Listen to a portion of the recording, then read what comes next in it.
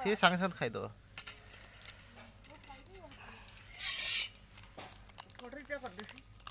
ଏରେ ଶୁଖୁଆ ଭଜା ଆସିଲା।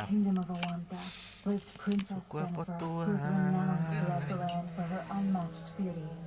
However, she was trapped in a life she did not choose. Her father, the king, had arranged for her to marry the prince of a neighboring kingdom in order to strengthen the alliance between the two nations. But the princess was in love with Saad, a commoner who lived beyond the castle walls. As the night of the wedding drew near, Jennifer sat in her chambers, waiting anxiously for Saad to come and rescue her from the palace. Final आमर आसीगला पखाड़ भात सहित आचार आ शुखुआ पतुआ। सकाल सकाल बर्तमान मु भात खाऊँ पखाड़ आ बण को जबार अच्छी।